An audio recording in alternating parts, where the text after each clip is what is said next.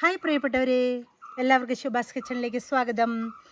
അപ്പോൾ ഞാനിന്ന് മാങ്ങ സീസൺ ആയതുകൊണ്ട് ഒരു മാങ്ങ റെസിപ്പിയാണ് കൊണ്ടുവന്നിട്ടുള്ളത്. മാങ്ങാക്കറി, അടിപൊളി മാങ്ങാക്കറി എങ്ങനെയാണ് തയ്യാറാക്കുക എന്ന് നോക്കാം. അപ്പോൾ എൻ്റെ വീഡിയോ ആദ്യമായിട്ടാണ് കാണുന്നതെങ്കിൽ സബ്സ്ക്രൈബ് ചെയ്യാനും ഷെയർ ചെയ്യാനും ലൈക്ക് ചെയ്യാനും മറക്കല്ലേ. അപ്പോൾ കുറച്ചധികം പേര് തന്നെ എനിക്ക് ഷെയർ ചെയ്യും ലൈക്ക് ചെയ്യുകയും ഒക്കെ ചെയ്തിട്ടുണ്ട്. അവർക്കൊക്കെ ഈ അവസരത്തിൽ ഞാൻ താങ്ക്സ് പറയുന്നു. അപ്പോൾ നമുക്ക് വേഗം തന്നെ മാങ്ങാക്കറിയിലേക്ക് പോകാം. അപ്പം ഞാനതിലേക്ക് 2 മാങ്ങ എടുത്തിട്ടുണ്ട്, 2 സവാള എടുത്തിട്ടുണ്ട്, പിന്നെ തേങ്ങയുടെ 1-ാം പാലും 2-ാം പാലും എടുത്തിട്ടുണ്ട്.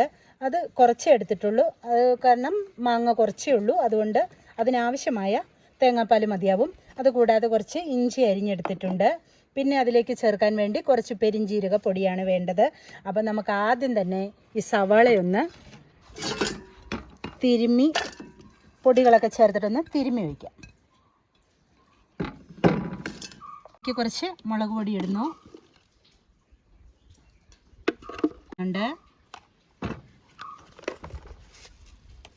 കുറച്ച് ഉപ്പ് കൂടി ഇട്ടു,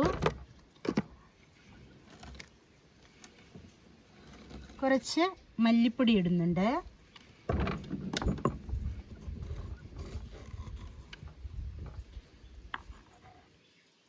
കുറച്ച് പെരിഞ്ജീരകപ്പൊടി ഇട്ടിട്ടുണ്ട്,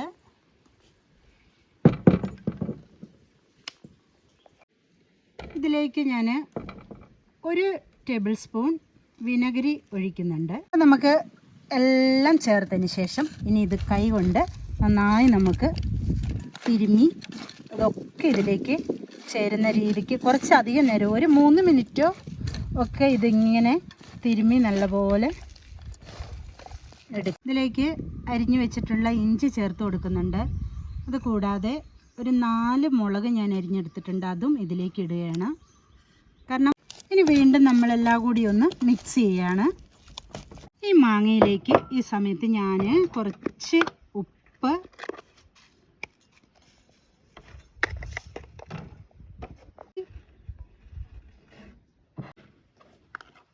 മഞ്ഞൾപ്പൊടി, മുളക് പൊടി, ഉപ്പ് എന്നിവയിട്ട് ഞാൻ മാങ്ങയിൽ വീണ്ടും മിക്സ് ചെയ്ത് വയ്ക്കുകയാണ്. കുറച്ച് നേരം ഇത് ഇവിടെ ഇരിക്കട്ടെ, റെസ്റ്റ് ചെയ്യാൻ വയ്ക്കാം. എന്നിട്ട് നമുക്കതിലേക്ക് വെളിച്ചെണ്ണ കുറച്ച് ഒഴിച്ചു കൊടുക്കാം. സവാള വഴറ്റാൻ ആവശ്യമായ വെളിച്ചെണ്ണ വെച്ചിട്ടുള്ള സവാളയും ഒക്കെ നമുക്ക് ഈ സമയത്ത് ഒന്ന് വഴറ്റിയെടുക്കാം. അപ്പോൾ ഇതിങ്ങനെ ചട്ടിയിലിട്ട് വഴറ്റിക്കൊണ്ടേ ഇരിക്കുക. ഇനി നമുക്കിതിലേക്ക് അരിഞ്ഞു വെച്ചിട്ടുള്ള മാങ്ങ ഇട്ട് കൊടുക്കാം. ഇതിൽ തന്നെ ഇട്ടെല്ലാം കൂടി ഒന്ന് മിക്സ് ചെയ്യുന്ന രീതിയിൽ 1-2 തവണ ഞാനൊന്ന് ജസ്റ്റ് ഒന്ന് ഇളക്കി കൊടുത്തിട്ടുണ്ട്. ഇനി നമുക്കിതിലേക്ക് ചേർത്ത് കൊടുക്കേണ്ടത് തേങ്ങാപ്പാലാണ്. അപ്പോൾ 2-ാം പാലാണ് ഞാൻ ആദ്യമായിട്ട് ചേർത്ത് കൊടുക്കാൻ പോകുന്നത് കേട്ടോ. അപ്പോൾ 2-ാം പാൽ ചേർത്ത് കുറച്ച് നിർത്തി വേവിക്കുക. അപ്പോൾ ഈ ഒരു അവസരത്തിൽ നമുക്ക് തേങ്ങയുടെ 1-ാമത്തെ പാൽ ഒഴിച്ച് കൊടുക്കാം. നന്നായി വെന്ത് വന്നിട്ടുണ്ട്.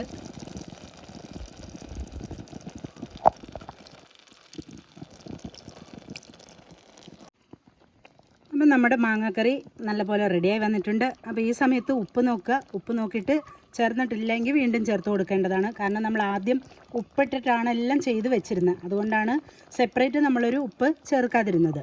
അപ്പോൾ ലാസ്റ്റ് ഉപ്പ് നോക്കിയിട്ട് ചേർന്നില്ലെങ്കിൽ ഇട്ട് കൊടുക്കാം. നമുക്ക് കുറച്ച് കറിവേപ്പില കൂടി ഇട്ട് കൊടുക്കാം. ഇതിൽ കടുക് ചേർക്കുന്നില്ല, പകരം കറിവേപ്പിലയാണ് ചേർത്തിട്ടുള്ളത്.